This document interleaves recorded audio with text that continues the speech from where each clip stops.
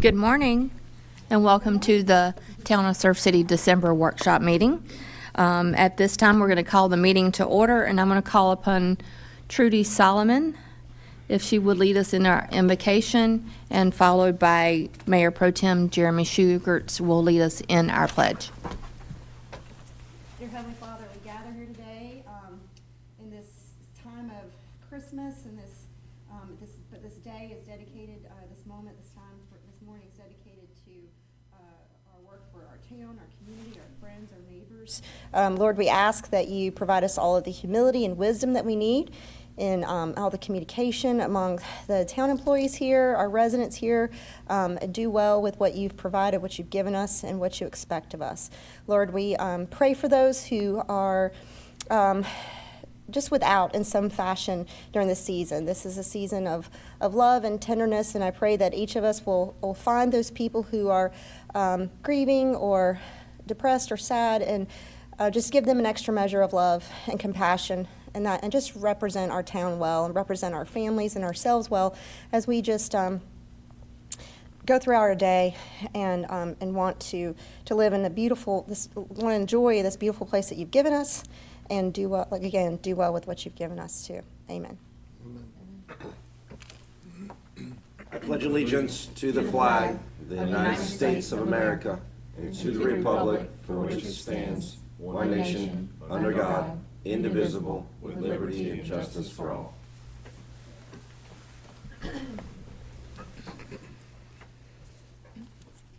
Again, welcome today. We have a couple extra people with us other than our staff, one being our consistent surveyor in our town, Charles Survey. Glad to see you here today. At this time, we have an agenda in front of us. However, I want to ask for a motion to add an item to the agenda, which would be item number 15, and it would be a just an adjustment to the bank for the bank's channel navigation project. I'll make that motion, Teresa. I have a motion. Do I have a second? I second. All those in favor say aye. Aye. All those opposed, same sound. Hearing none, it is approved. And do we have any public comments, Carla? Okay. We will move directly to one of our most important reasons why we're here today, and that is for our audit presentation. If you would like to go ahead and step forward, and you got a box of goodies for us. I'll hand them out. Thank you, sir. And there's an unbound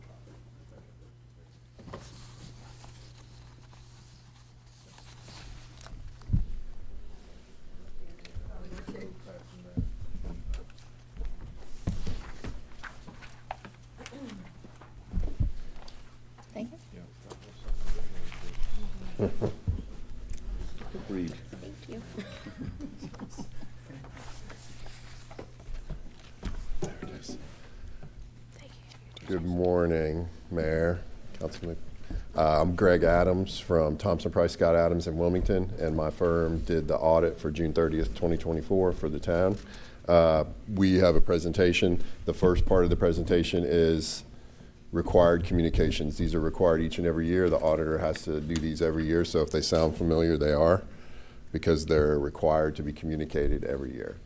our responsibilities under generally accepted auditing standards, government auditing standards, uniform guidance, and the State Single Audit Implementation Act require that we design the audit to provide reasonable assurance that the financial statements are free of material errors and in compliance with government regulations. That was accomplished. There were no material errors noted. We are also required to perform all planned procedures and have complete access to both management and required information. That was completed. Our work was not limited in any way. We are required to communicate any significant deficiencies that we discover during the course of the audit to the board. We had 2 deficiencies. One was a prior period adjustment for a fund that was left off of the prior year audit, and material journal entries that we made for these financial statements. But we'll go over those in the back. But those were the 2 findings. We're also required to communicate to the town any adoption or changes in accounting policies. This year, there were no adoption or changes. Last year, we had leases. Next year, we'll have a new GASB for compensated absences. So there will be some changes in the financial statements next year. This year, there were none. Management's judgment and accounting estimates. We are to assess the methodologies used and the basis of evidence for matters requiring judgments and estimates. The 2 main judgments and estimates in the audit are depreciation expense. You have to estimate the useful life of the assets, so you're doing an estimate, and also allowance for doubtful accounts. The amounts that we would write off on accounts receivable, that's an estimate. So those are the 2 estimates, and they were both in line. Financial statement disclosures. The financial statement disclosures are neutral, consistent, and clear. Of course, the financial statement disclosures that you have in there are basically prescribed by the local government commission that gives us those disclosures. So if you looked at the city of Dogwood, which is their example, it would mirror what you have in front of you in terms of the disclosures that you have. Significant audit adjustments or unrecorded differences. We would have to communicate any significant recorded and unrecorded differences that we discovered during the course of the audit. There were none. Disagreements with management, like we talked about, we'll have a change in accounting next year. If we disagreed with the town on how to use that pronouncement, then we would have to let you know there was a disagreement on that accounting policy. There were none this year. Management representations, we're just letting you know that we received a management letter from the town, a signed management letter that the town signed, that everything we asked for they gave us. All the representations the town made to us are involved in that letter, which I'm sure you have a copy of. Any consultations with other accountants, communicate consultations that took place with other accountants. There were none. Any issues prior to our retention. So if there were any issues that were brought up prior to the signing of the contract, we'd have to let you know about those issues. There were none. Difficulties encountered during performing the audit. Any serious difficulties the auditor encountered in dealing with management, such as unreasonable delays, unreasonable timetables, or unavailability of client personnel. None. We would be required to communicate any irregularities and or illegal acts that we discovered during the course of the audit. There were none. Any other findings or issues? No, none for this year. So those are the required communications. Now we'll get into just some of the key figures from the audit. The general fund, total revenues and other financing sources, $20,093,498. Total expenditures and other financing uses, $16,367,400 for a net change or increase in fund balance of $3,726,098. The recommended fund balance available as a percent of your general fund expenditures is 25%. That's based on municipalities of the same population. Your unassigned fund balance right now is $13,783,944. The 25% would be $4,091,850. So you're well above the required, not the required, but the recommended amount of fund balance available. That your percentage available as a percentage of general fund expenditures is 86.3, whereas like municipalities of the same population are about 25%. The tax collection rate overall was 98.51%. Then the next slide is just a little graphical representation of your revenues and expenditures. So the 20 million in revenues, 16.3 in expenditures. That's our increase for the year. That was $3,726,098.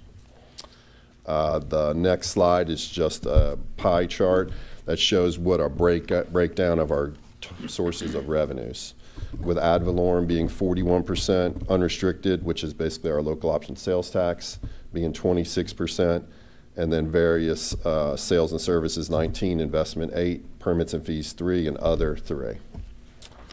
The next slide is just breaking down our expenditures, same thing between departments, with fire 22, police 23, public buildings 9, sanitation 9, parks and rec 7, and other expenditures 30%. So that would be debt, other departments.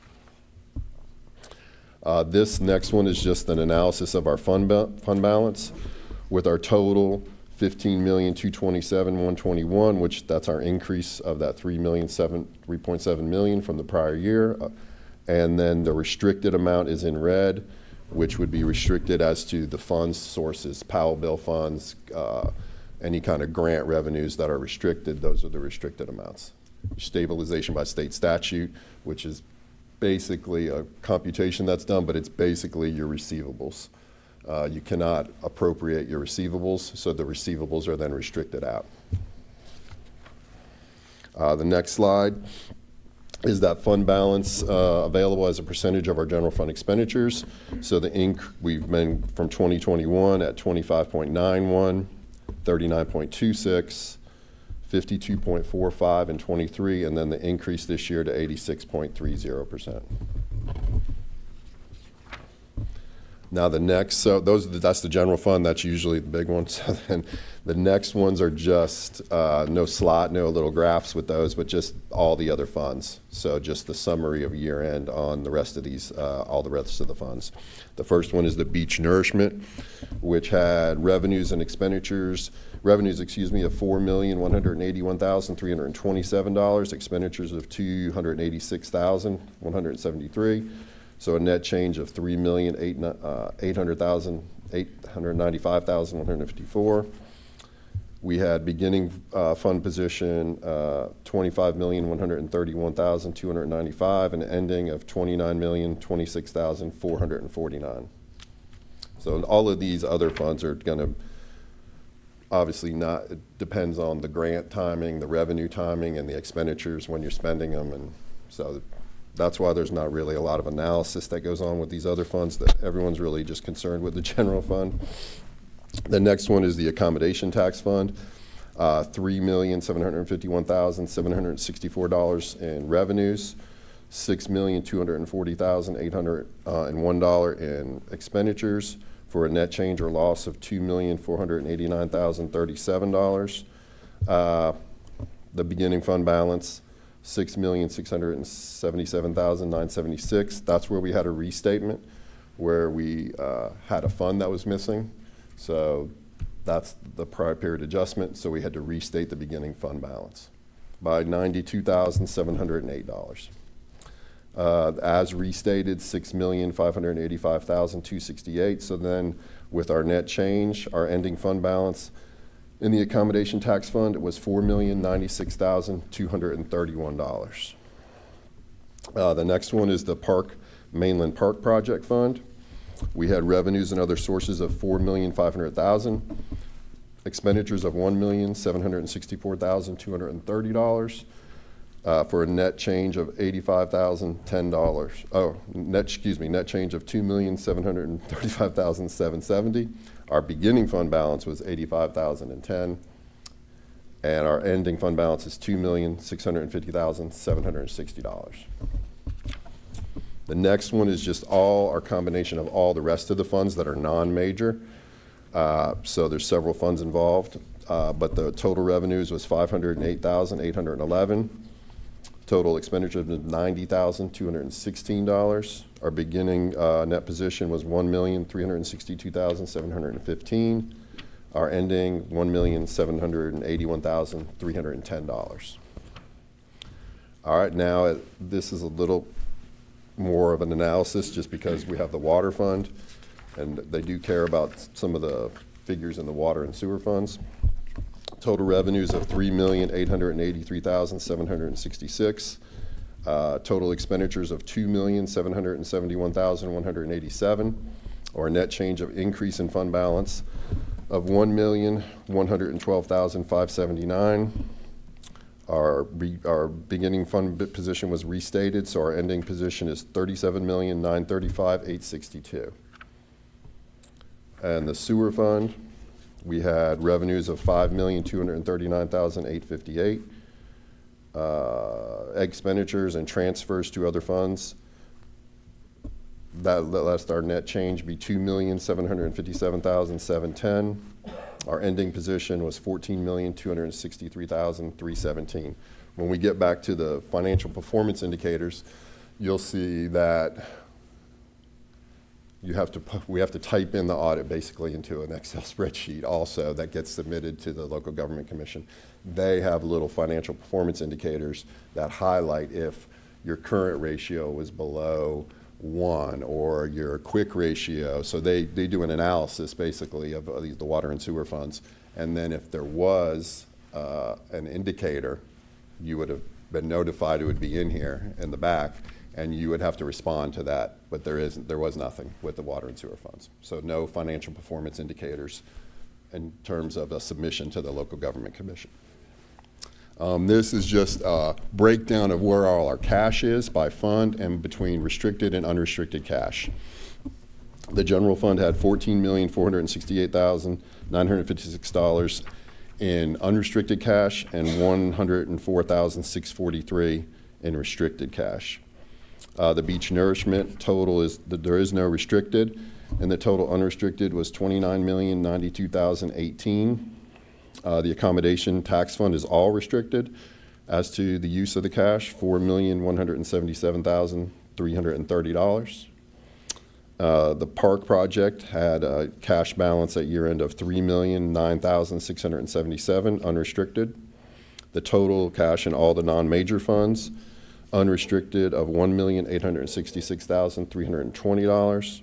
The water fund, we had restricted cash of $638,934, which is mostly your deposits that you have.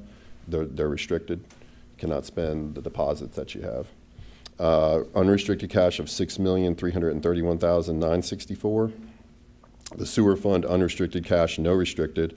The unrestricted cash balance was $8,025,155. This next slide is the findings. So the first finding was the prior period adjustment, which was in the South Shore Stormwater Improvement Capital Project Fund. That was not on the prior year audit. So we added it to the current year audit, and then you have a prior period adjustment to get those ending prior figures onto the audit. So that's why there was a prior period adjustment. Any prior period adjustment is a finding. So it has to be a finding, meaning the financial statements went out without something on them. You have to have a finding. There's no wiggle room there. And the next finding was just those adjustments that we had to make, several large adjustments. So I think we're in communication with the town now, so that these two both have been cleared for in the future. So I don't see them moving forward. Now this is the FPI stuff, the performance indicators. And this is just the only page we printed out. It's 30 pages long, but the page that we printed out is just the page that shows that you had findings. So the town has to respond to the local government commission what your corrective action plan is for those two findings. And it can be as simple as we've already corrected it. Those were the only two findings that we had, and those are the only two things you have to respond to. You want us to ask questions as you go along? Yeah, you can Okay, ask questions. okay. I'm done. Okay. So you explain to us the two findings again. So you said water and sewer. Well, one was a prior period adjustment. So there was a fund that you had in the prior year that was on the town's records books that was not included in the audit in the prior year. And it now is? Now is concluded in the audit. But to get those figures, if you have some revenue and some expenditures and a balance, and then you have some cash and everything balances, when those numbers are all cleared out, then you just have cash and you have a fund balance. then when you roll it into the next year, those numbers were not on the audit. So then we have to do a, yes. Because it didn't exist, right? No, so that, and Melissa may want to jump in and butcher this. Essentially, the town budgeted for the revenues associated with the grants, revenues associated through general fund transfer to complete the project. When we went through the audit last year, it didn't pick that up. So what our current audit basically identified that it was not picked up in the last audit. So therefore, we have to eat the finding with it, even though general accounting principles were followed in setting up the project and executing the project financially. Yeah. The second finding is just that we had to make some material adjustments to some of the account balances. So totally separate. But say I'm not, and I'd have to get with Austin he didn't write down for me on here what journal entries he made, but say it was accounts receivable. Say accounts receivable was off significantly, like what you're due from the local government or from the state for local option sales tax.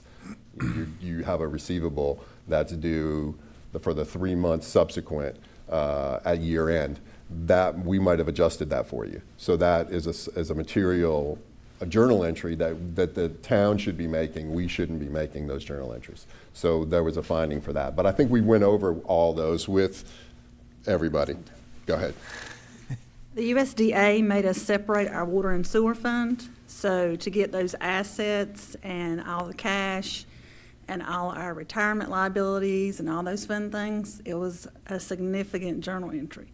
So that is what. And USDA made us separate them. And it was so large, if I would have made it, they would have questioned why I was making a $28 million adjustment. Yeah, what she said.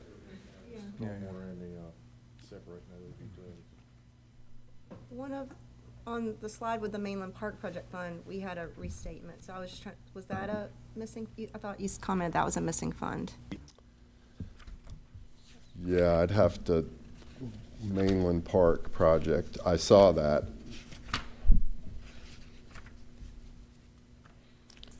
Can I have a copy of the audit? You know, Melissa? Melissa, maybe you should stay up front.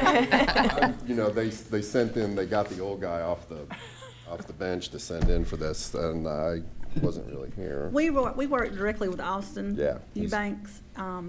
He was our go-to, and Austin is on vacation this week, but we were pressing them to come on and present the audit to you. I can do it. I can figure it out. There were other prior period adjustments because our debt was misstated in last year's audit as well. So it may be related to that. That would have affected the Mainland Park Project Fund? Probably not, but that is something that was wrong. So that is the restatement that you see in like Yeah, it says it has a net position restatement. I mean, they're on page 37 of your audits is the prior period adjustments, which it's a note disclosure, so you have to disclose what you changed and why you changed it. I see, he might have combined some of these things. The stormwater improvement was omitted, that was $152,000. It says overstatement of various accounts which had not been adjusted for several years, which resulted in an overstatement of assets of $120,031. So part of that could be from that overstatement of several accounts that were overstated for prior years. And that would be it. It is the sales tax. Can I ask a question that may help clear this up? Because a lot of this, at least for me, man, I'm getting hit with terms that I'm not familiar with. Is the town financially stable? Yes. Did the audit discover anything that was illegal, inappropriate, or questionable? No, sir. All right, I'm good. Let's roll. Receivable on the books probably for a sales tax refund where, you guys can, at the end of the year, you submit to get all your sales tax back that you've paid out. So if there was a sales tax refund, a receivable on the books, but it had been there for 5 years, never been adjusted. So we cleared it out. And that is the case across all your, so you got the sales tax back on the park, and we had not adjusted that at all. Gotcha. So, and a lot of those went back several years. Okay, That's common. That happens. okay.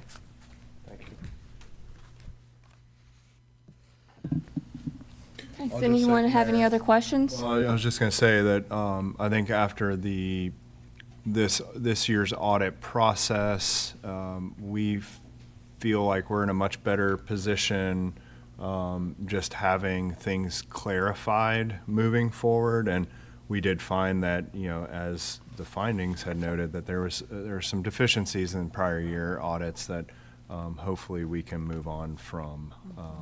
But we appreciate the firm's Yeah, we help appreciate with the all town this. and all the help we Yeah, yeah. received, too. Sure. Yeah. Thank you. Any other questions? Do we have just a consensus to accept the audit as presented? I agree. Yeah. Ready? All right, we have 100% consensus. Thank you very well. Yeah, thank you. Thank you to our finance department, Melissa and Donna and Wendy, and am I leaving out anybody? That worked very hard, and we're very, very glad of our relationship with you. Melissa has told me that y'all have worked very well, and she has had great communication, so we appreciate that very much. Well, I'll take credit for it. I appreciate it. Y'all have a great holiday. Thank you too. for being here. Thank you, sir.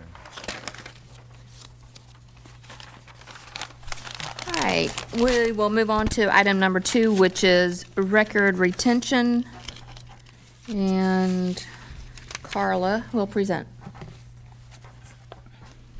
The North Carolina Department of Natural and Cultural Resources, Division of Archives and Records, recommend that local governments adopt a record retention and disposition schedule before enacting an electronic records policy.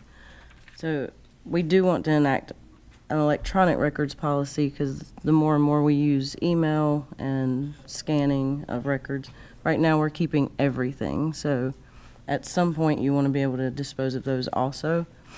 But in order to do that, we have to first do a record retention schedule, which is what you're looking at today, which is a general guideline as to when records can be destroyed within the office, including copies. But all of it that's on the paper in front of you is within the general statutes and what's allowed and what's not allowed. And I did have somebody review it from the records department to make sure everything was accurate. And it can be changed if at some point we see that something needs to be kept longer or we don't need to keep certain records as long as we do. That can be changed in the future. But we got to take this step before we can do the electronic records policy. Anyone have any questions concerning Carla's request for the record retention? Nope. Do I have 100% consensus? Yes. 100%. Thank you, Carla. All right, next item is going to be Dune Ridge final plat, and our town planner, Amy Kimes, will present.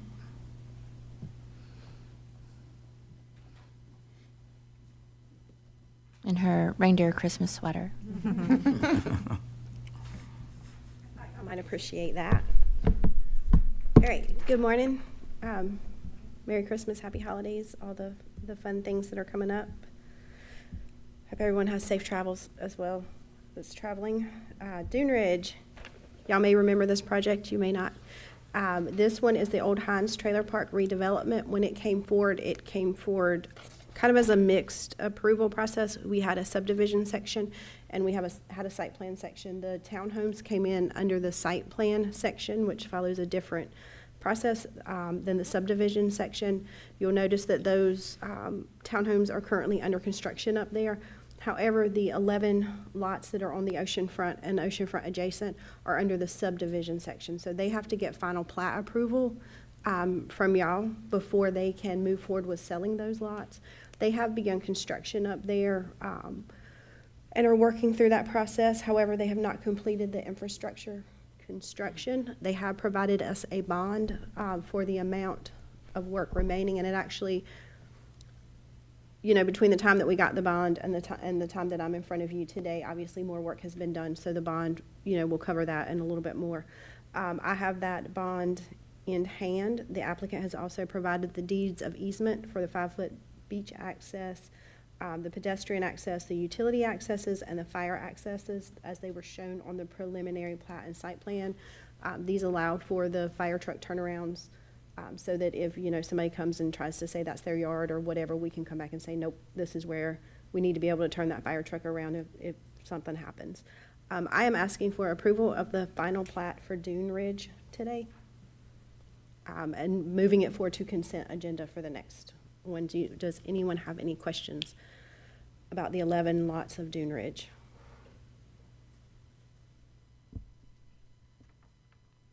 This is the area across from Herring's.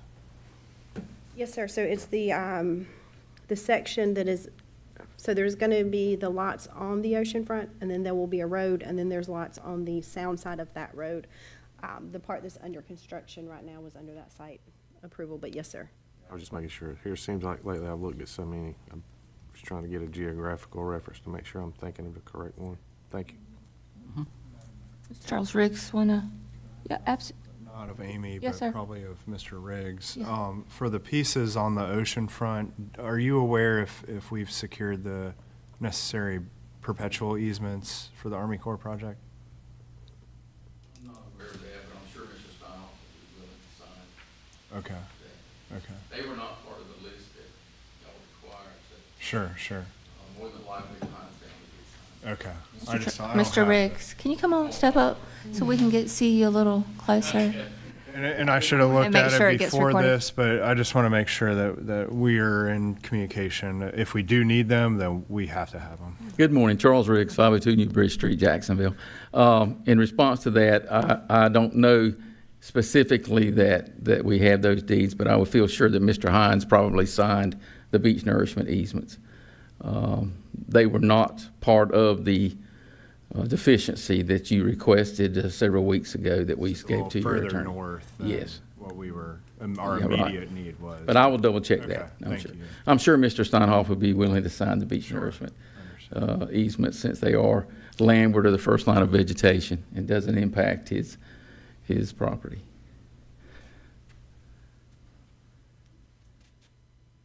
Any other questions? If not, do we have a consensus to move forward? I agree. Yes, I agree. We have 100% consensus to move forward. Thank you, Amy. Mr. Charles, you want to say anything else? Thank you. Happy holidays. Merry Christmas.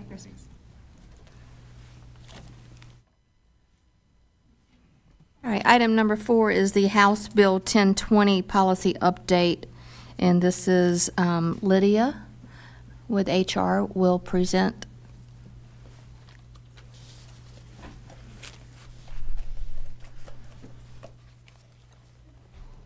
You look very festive as well.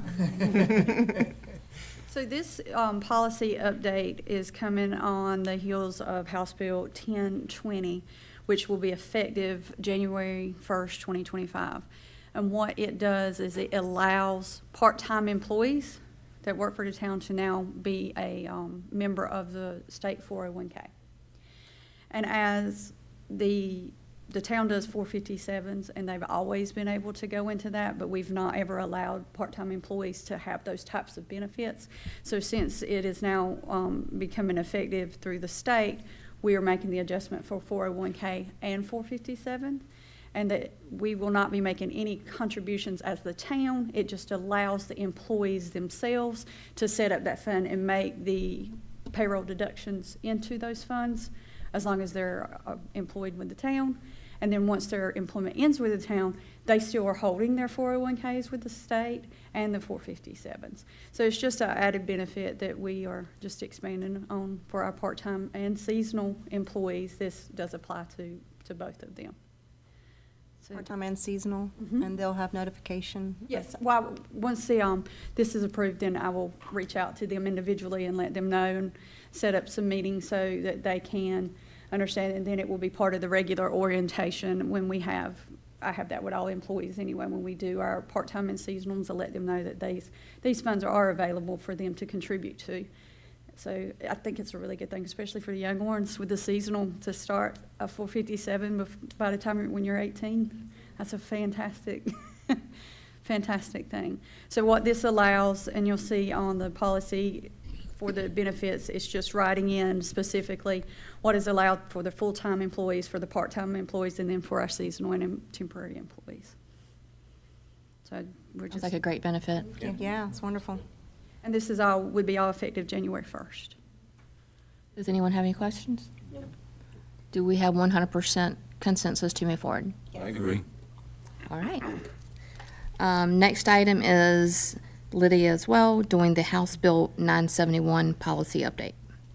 Okay, so this House bill is a state mandated policy change that we have to make, and it has to do with the law regarding pornography on government networks and devices, effective January 1st, oh, I made a mistake, that says 2024, I apologize. That means 2025, ladies and gentlemen, I do apologize.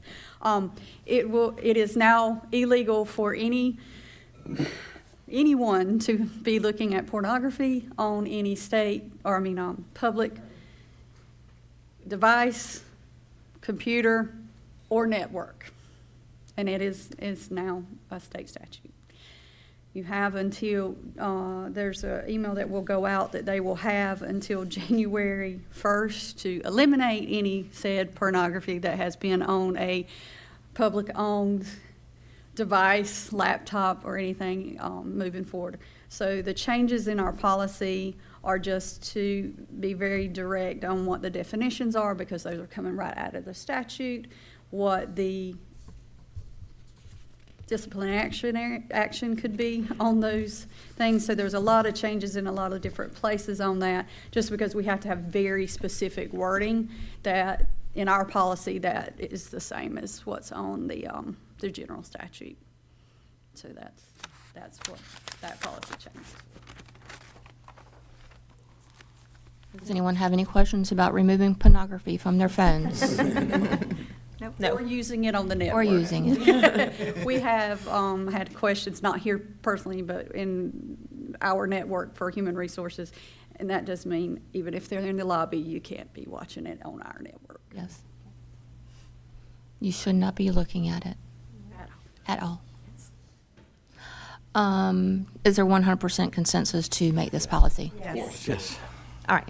Thank you. 100%. Thank you. Merry Christmas. Thank you, Lydia. Item number 6 is a budget adjustment with the general fund insurance proceeds, and Melissa will present. Congratulations again, Melissa. Thank you. Yes, good job. It was a much better experience this year with the audit, even though we did have findings. And I feel very confident that you can be confident that your financial state is correct now. So this budget amendment is just, I'm asking for consensus to add this to the consent agenda. This budget amendment will just recognize insurance proceeds that we have received for several accidents this year, so they can make their repairs and buy the new equipment. Okay. No other questions? We have 100% consensus.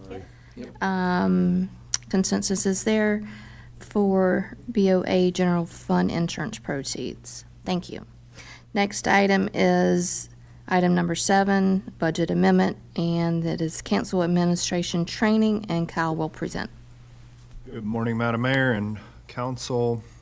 This is a budget ordinance amendment to transfer some money from general fund reserved back into council and administration training to cover some funds that are being appropriated for our annual retreat.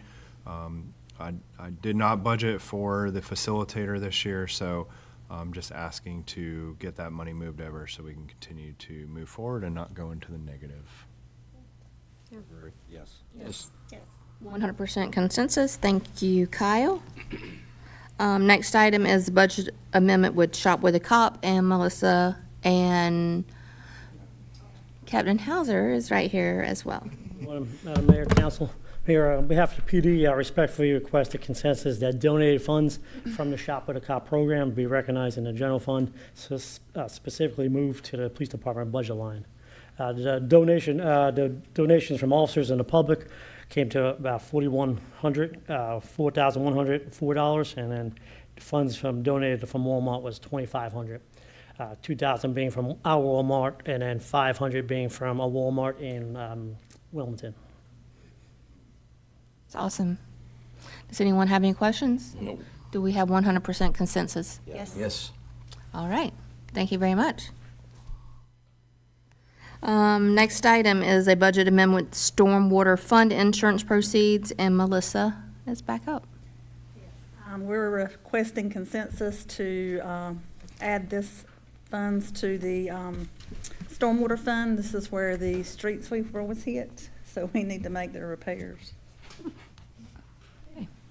Okay. 100% consensus? Yes. Yes. All right. Was the street sweeper hit, or did the street sweeper do the hit? The street sweeper was in an accident. There you go. Melissa, don't go anywhere. So item number 9 had 100% consensus. Item number 10, which is the RCCP Phase 3. We're gonna let David do that. David, okay. Come on down. Spread You're the still love. coming back up in a few minutes, so. Morning, Council. RCPP Phase 3 is something you've already seen recently. It was first approved, let me get my notes in front of me, I apologize. Back in the September 3rd meeting, where we got a grant for $656,000 and some change. Most of us been helping clean the books a little bit and set up some new funds for transparency. So we're just asking for you to approve it again to put it in the new line item. Yes. You have Consensus, 100%. please. I'm sorry, consensus. You have 100% consensus for the RCCP Phase 3. Your next item is RCCP Phase 4.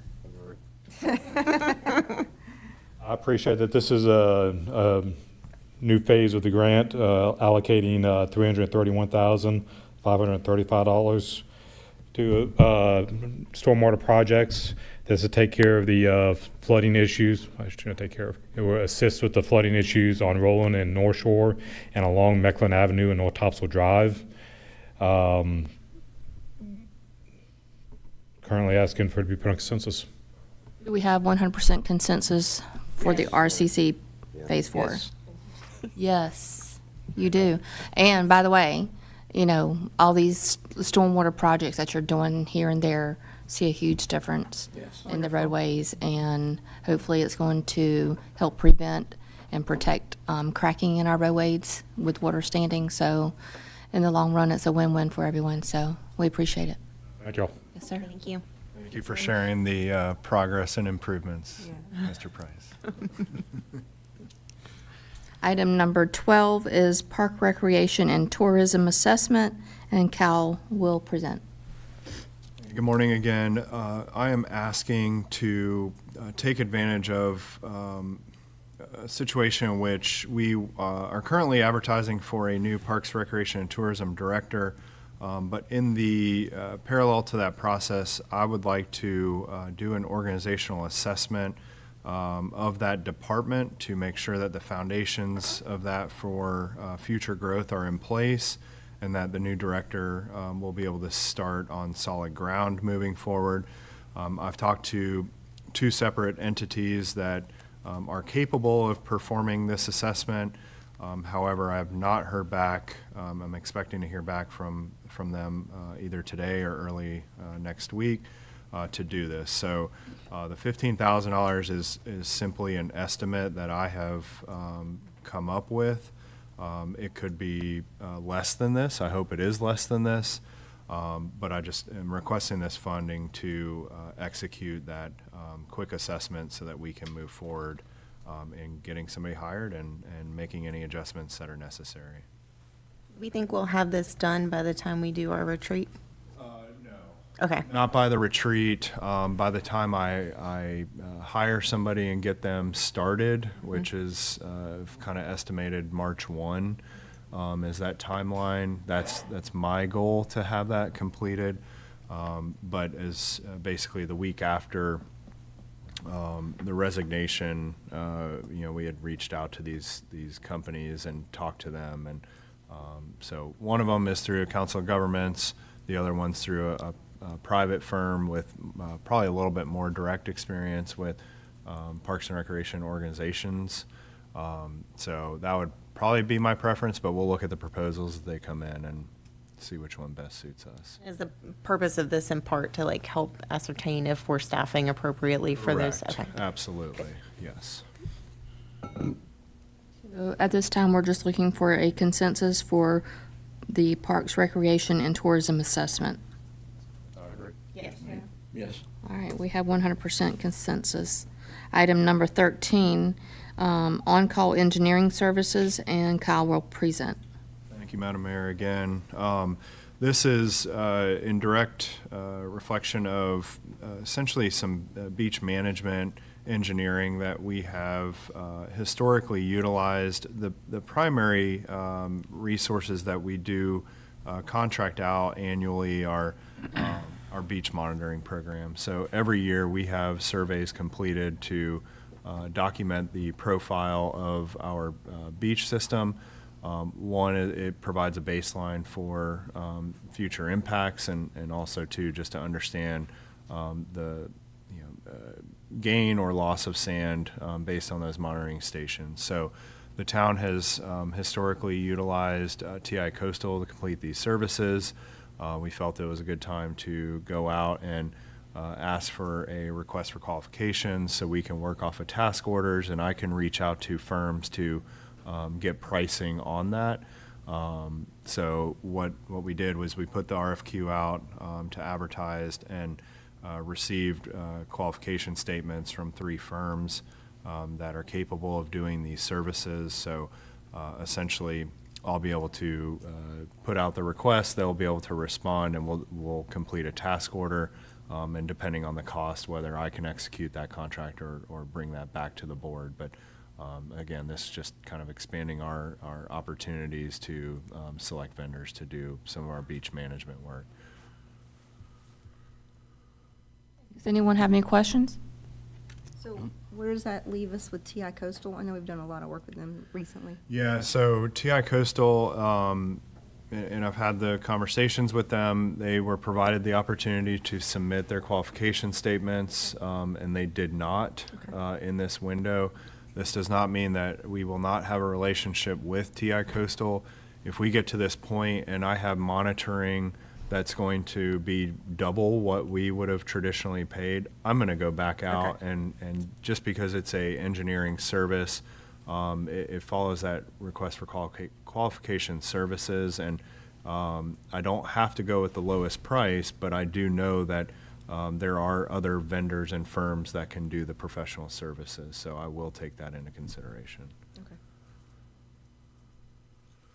Any other questions? We have valued our relationship with TI Coastal over the years. So. Yeah, I agree.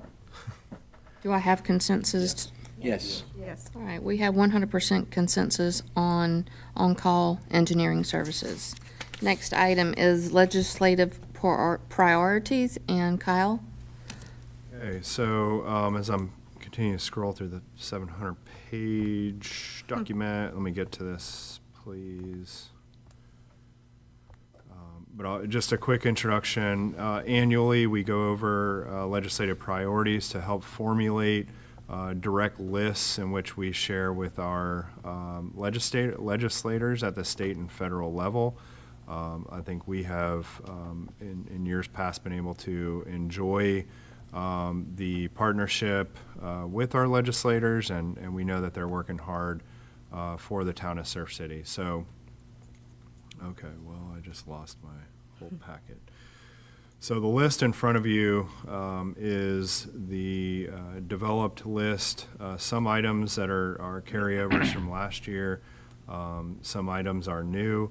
I do take this to our department heads because they're really the boots on the ground, and I ask them if there's anything that is inhibiting their work. We need to get that on the list so that we can work on that on the state level or federal level. So I'm going to quickly go through these items so that you have a better understanding of them. The first one is project funding. So we have 2 major projects, that encompass multiple phases or segments. So the first one being the Surf City Multi-Use Path funding, where we're seeking funding through the Topsail Island Connector, as well as our facilities expansion project that covers Station 25, the community center expansion, and public utilities facility renovation, or Station 2, to develop that outward-facing utilities offices. The second is the state beach nourishment funding. So it's important for us to continue to make sure that the state funding set aside is there for our coastal storm risk management project, or our Army Corps project. The third item is our wastewater effluent discharge permit, is support the town's MPDES permit submittal to the Department of Environmental Quality under the provisions of Senate Bill 802. Town of Surf City, and that number is our application number, so that has been submitted. However, we have seen in years past that we have to keep sort of constant communication with DEQ to make sure that milestones are being met, and hopefully getting that permit. Number 4 is resilience projects. We've seen historically funding through the RCCP program. We want the state to continue to provide focus on that, and I think that through recent events they will continue to do that. The beach vitex, we do have some grant funding for that. We have committed to a match on that, but we do feel that there should be a dedicated and recurring funding source for beach vitex, as this is critical to the state, we feel, and they should probably just go ahead and set aside some money, as opposed to us applying for grant money that is commingled with other type of beach projects under that CSDM funding, which we have taken advantage of in the past. Coastal fisheries, this is a new one that we've added this year, as we continue to see constraints with our fisheries in and around our inland and offshore waters. But essentially, this has been brought up in various different venues, and where we see a dramatic decrease in people being able to fish the waters and, maybe take a fish or two back home with them, that has been severely limited, which has a direct effect on tourism, et cetera, and revenues coming to the town. Our neighbors to the south, the way that this has been brought up is that, the flounder don't know the state boundary, so you can go into South Carolina and fish and take flounder or take other species, but once you're in North Carolina, you cannot. So we just want to make sure that there's some attention that continues to be put on this issue for Surf City. The oyster lease moratorium, or compatibility, we are all very familiar with this, but essentially what we're asking is that the state take the lead in determining siting requirements for new oyster leases within coastal communities. That should take into consideration density and recreational access to all public trust waters. Due to the pre-existing moratorium in place on the north and south of Surf City, the town and our adjoining towns are really getting the pressure from new oyster lease applications. And again, we feel like this has been put into the local jurisdiction's hands, which we don't really feel that's where it belongs. We think that the state should take the lead on this. We always are looking for stormwater funding, creek clean out, to help our overall system. So if there are funds available, we want to be able to tap into those. We want to continue to look at our soundside erosion and tools to be utilized, such as living shorelines.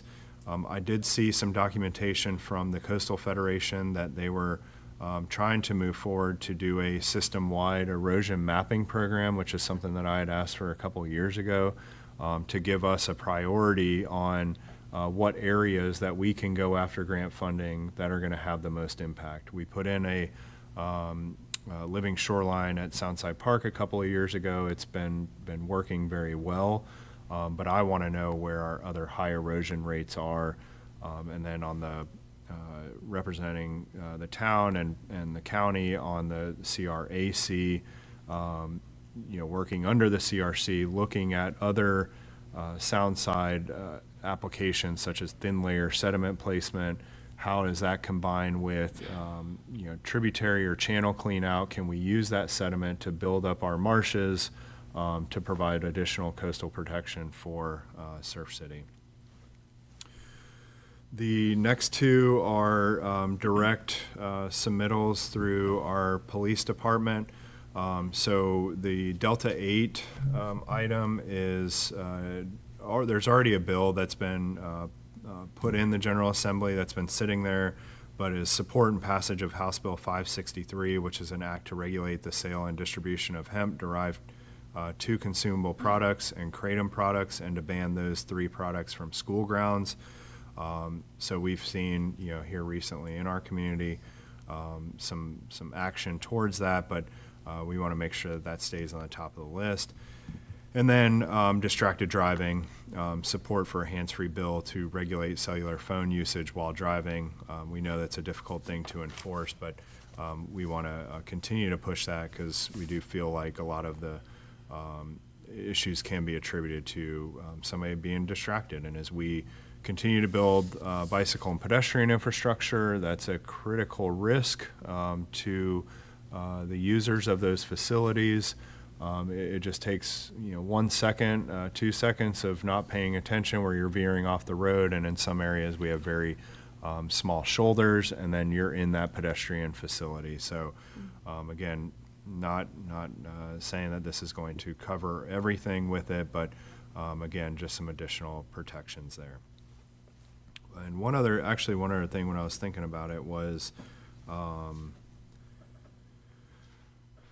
I forgot to put it on the list. It's on your list, number 13. I just saw a news story about this last night, but the street takeovers being unlawful and providing some additional penalties for those. Thankfully, we have not had this issue within our community, but other areas in the state certainly have, and we want to make sure that the penalties are very strict to try and prevent those things from happening. So that's the state list of priorities.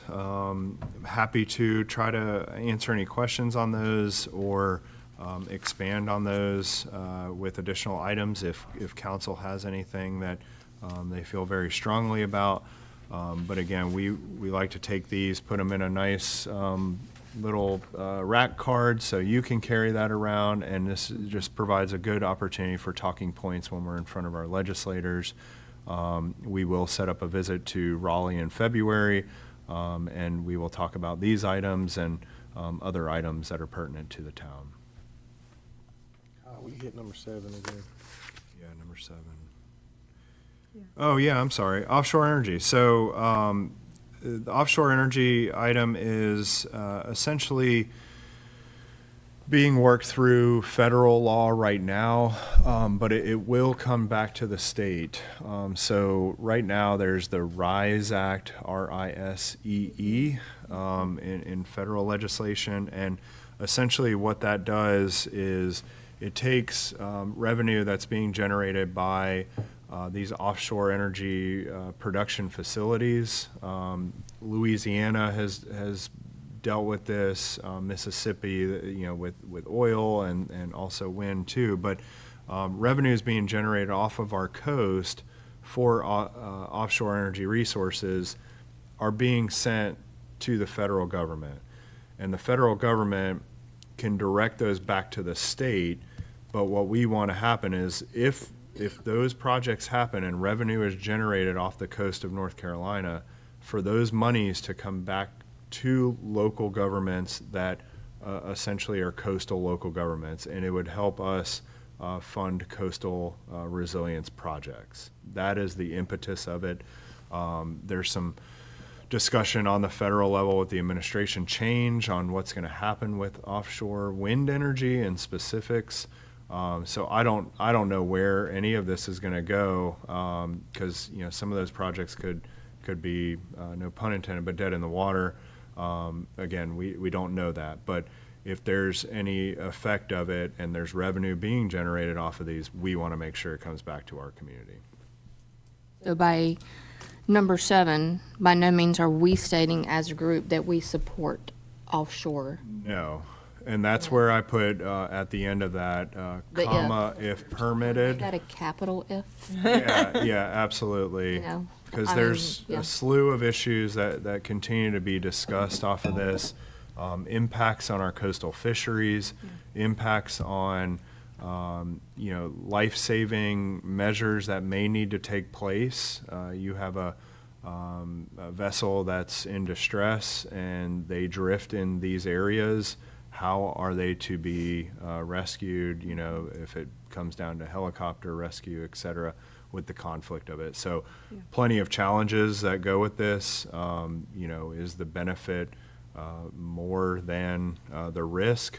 We don't know. We don't know that as a town, but we are certainly paying attention to all of this. And as the mayor said, that's the big if. We don't really have a huge role to play in it other than Our scientific and other studies that have been done, I just don't want us to support it as a group until we have, or bring it to any type of decision until we look into that further. And then I was going to ask on item number 11, the Delta 8. I know it says products from our school grounds, but does that also keep the products from our parks? From our, or town-owned properties? Can we add town-owned properties? Yeah, so right now, we already have, no vaping, a rule in our park rules, no smoking and vaping. If there's other, things, I'd have to probably look to law enforcement on it. If these are coming in other forms, edibles or whatever it might be, I think that's probably going to be a difficult enforcement side on it, but we can certainly look at that. And I'm just on item number 1, the project funding, Yes. can we agree to make B, A, just switch the A and Bs? No, they're not. I don't have any order of priority. Okay, so you have 1, and then you have A and B, so 1 is multi-use path, 1 is, public utilities and our expansions of our facilities. I didn't know if, as far as the growth in our utilities, we have to have that growth in order to, move forward. I didn't know if 1 was more important than the other, or if that's the way the legislator would look at it.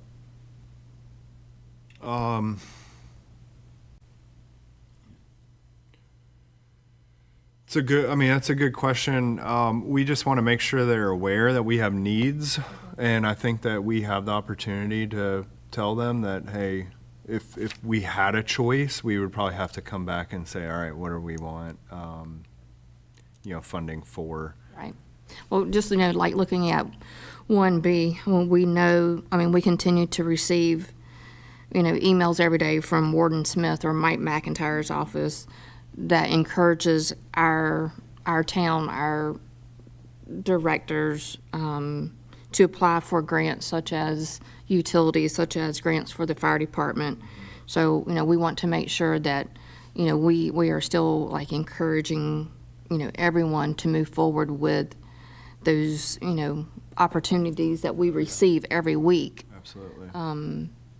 That they're going after everything and everything that we can get for free. Yeah, our posture as a town and staff is not to simply rely on funding from the state. I think that that's a nice gift to get, but is not something that we can hang our hat on. We had a good meeting last week with our consultant with the multi-use path, and we are gearing up to apply for potentially 2 separate grants both being federal grants, one tied to planning, so trying to get some additional money for engineering studies for the additional segments. And then one of them is tied to environmental enhancement.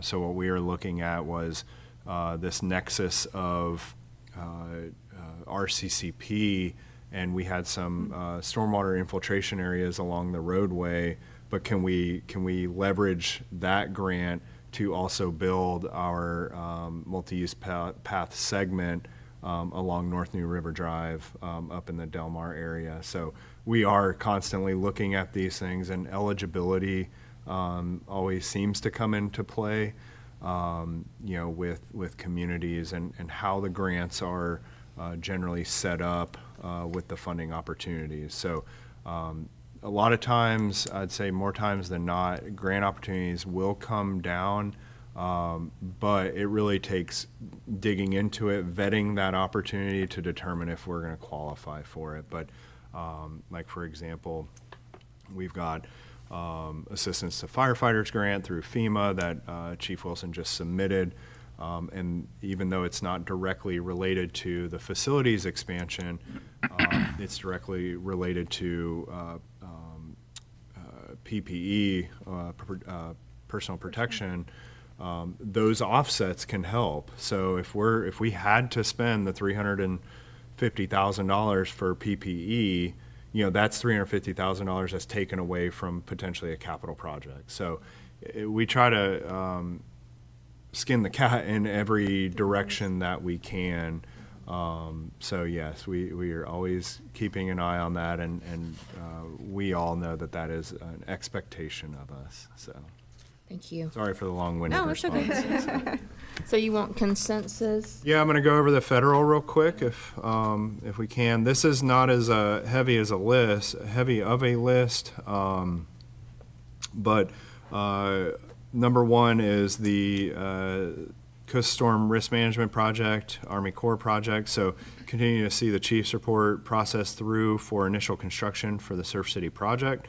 The second one is the follow-up to our initial construction, which is the reauthorization of the Water Resources Development Act, because that is an important tool that funds renourishment through those cycles of our 50-year term.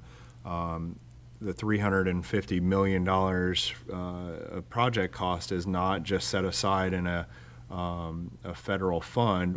WRDA has to authorize that money for our renourishment cycles. So it's important for us to support that legislative process, which historically has been a very bipartisan effort.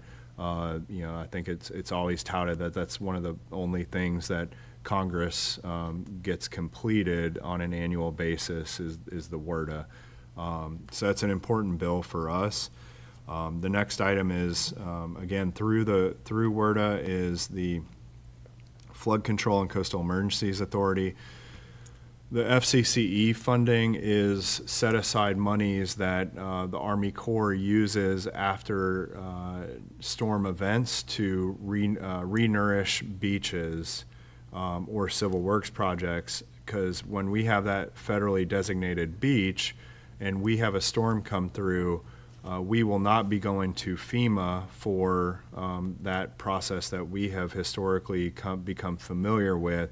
The Corps then takes these projects on, and it's pertinent that the Corps have the funding available to be able to cover their projects. So we want to make sure we advocate for that.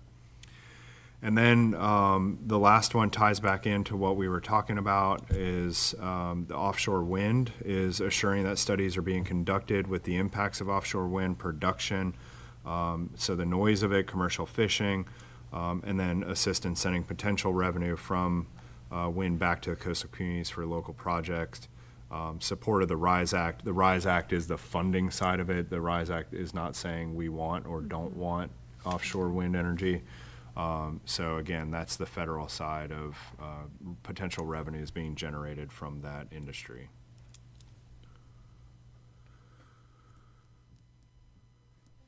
Any further discussion? Nope. Consensus to Yes, but before we do that, I wanted to bring up, the League of Municipalities, again, this is another layer of legislative priorities, sent out their list Wednesday afternoon, I think I got it. And I'm the voting delegate for the town on the legislative goals for the league. And they have a list of 16 items. We are tasked with picking 10 of 16. I went ahead and kind of prioritize what I felt that the 10 of the 16 would be most pertinent to the town to cast our vote. We're just a single vote, so it doesn't mean that these 10 are going to be what gets adopted by the league. But the league is a strong partner in these efforts to bring resources to local governments in North Carolina. So if you'll bear with me, I'm going to go through these real quick. I'm not going to probably belabor the explanations of them unless we have some questions. So number one is expand funding opportunities for disaster resiliency and recovery efforts.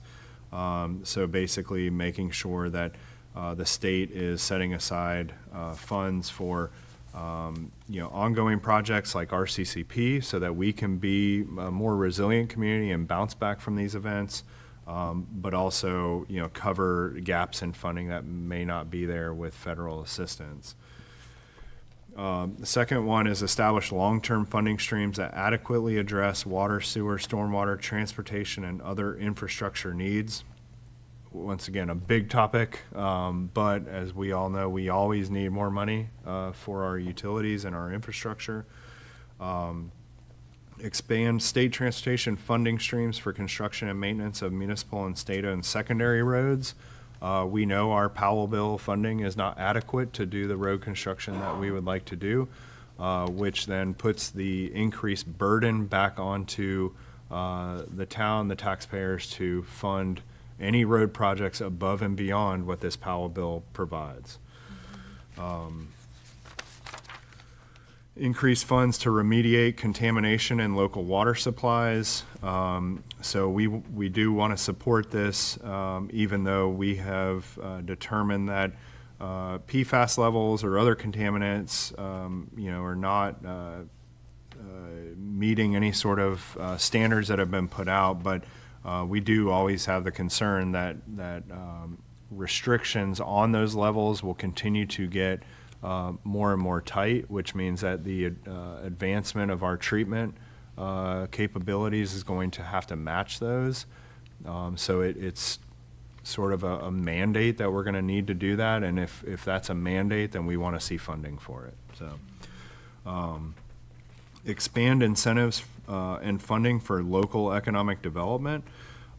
So we just want to make sure that there's opportunities, tax credits available to investments, et cetera, for our economic development opportunities.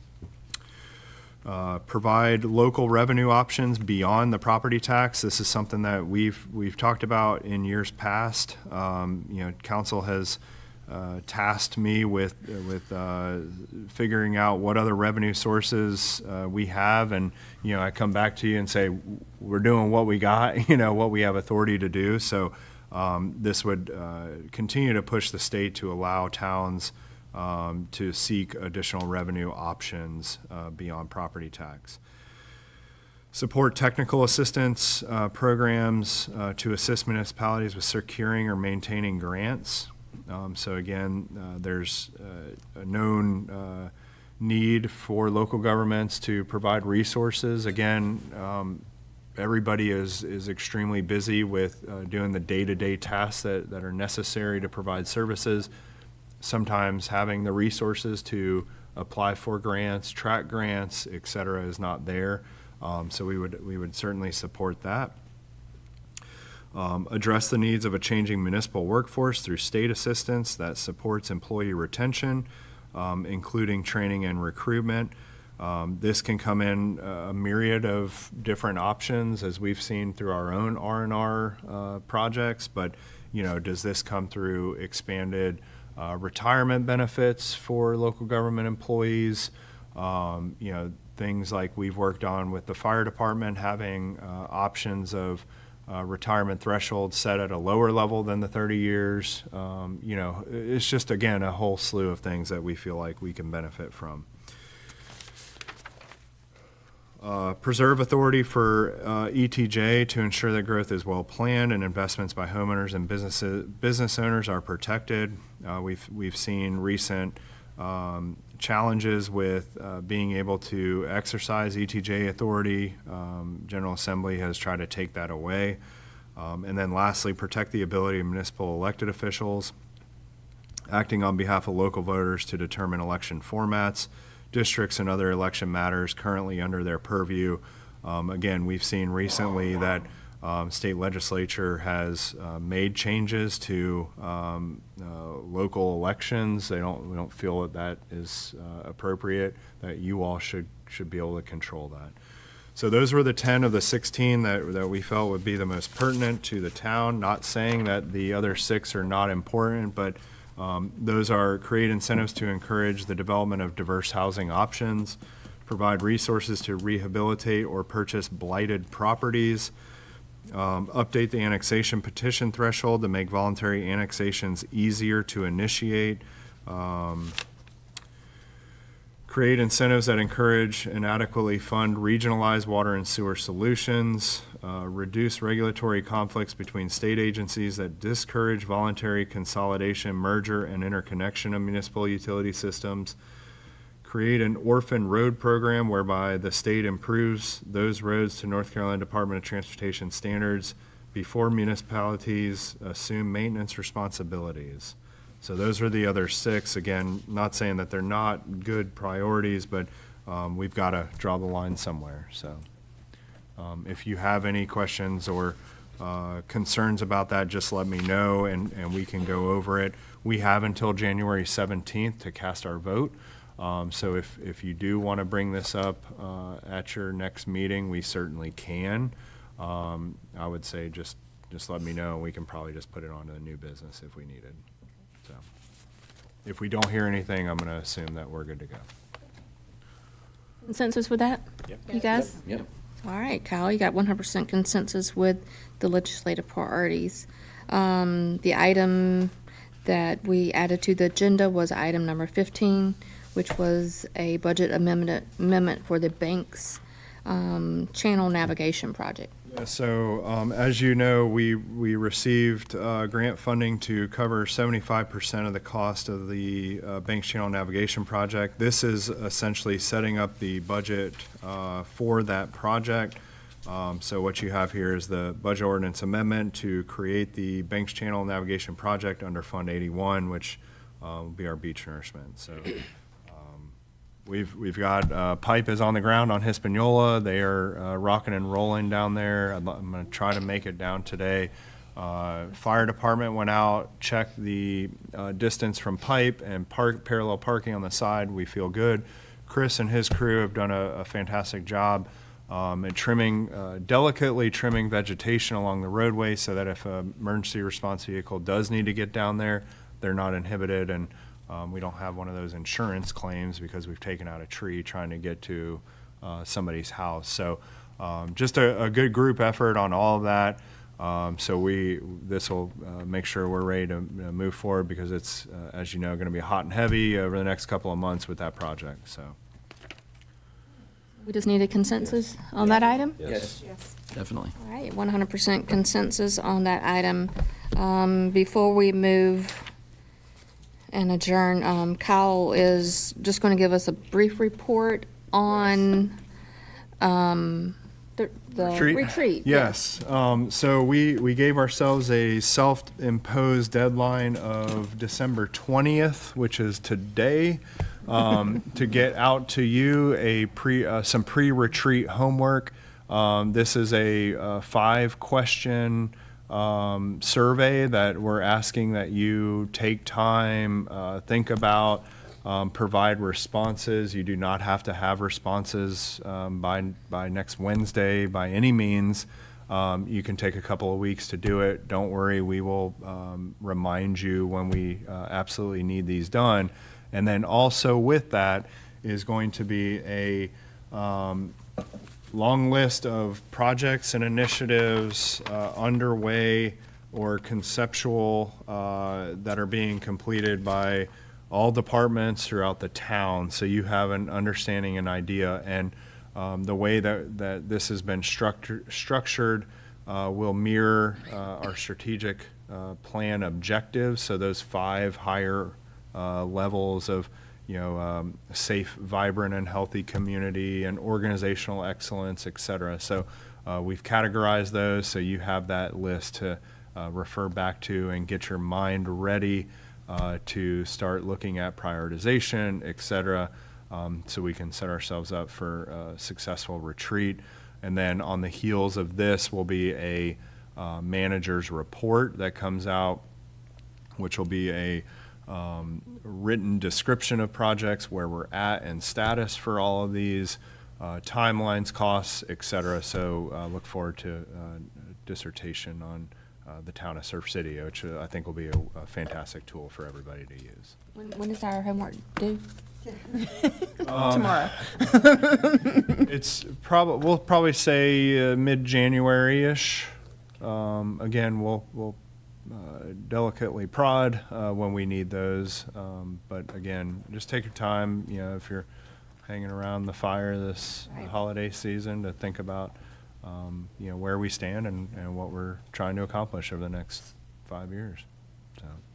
We need to keep our comprehensive land use plan in mind when we're completing that homework, or Use all plans. use Yeah, all plans. You have a very well thought out police department strategic plan and fire department strategic plan, our strategic plan, comp plan, all the things that we have Right.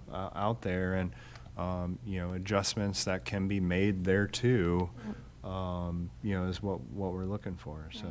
And I want to stress that it be like individual, your own opinion individually, not to do it as a group. Just sit down individually and work on it as a council person, not as a group of council. And then we'll get them all back in. Thank you for that report, Kyle, and all that homework you gave us over the holidays. Before we adjourn, does anyone have anything to say before we get out of here for Christmas holidays? Happy birthday, Jesus. Happy birthday, Jesus. Hey, happy birthday, John, our little elf that's always dressing up. Every chance he gets. His birthday is Christmas Day as well. Yep. Oh, Christmas Day. All right. Christmas Day. So, happy birthday, John. Thank you. Lydia, how about you? You got anything? Amy? Because we like you. Random. David Price? Chris Carter? I think we should all stand up and sing a carol. Chief Wilson, I like it. Melissa, her legs have been going at it No, ever you since have- she I down. was gonna She's say been that. so She's nervous, back but there. she's really not. She just does that all the time. But everybody might have thought that maybe she was nervous over the budget audit. But congratulations to yourself and Wendy and Donna that have worked very hard with our auditor this year. So, Captain Hauser over there, what you got? Mayor, I'm sorry, you commented on some people's attire, Christmas attire. Chief Woody will let me wear my Christmas sweater. He should have let you borrow his, so we could have made fun of you too. He's here honoring the gingerbread house from the police department as well today for their outstanding completion of their gingerbread house. I'm not going to forget one of our favorite guys back there in the corner, Jason. Cue the music. All right, do I have a motion to adjourn? I'll make a motion to adjourn. Second. All those in favor say aye. Aye. All those opposed, same sign. Thank you.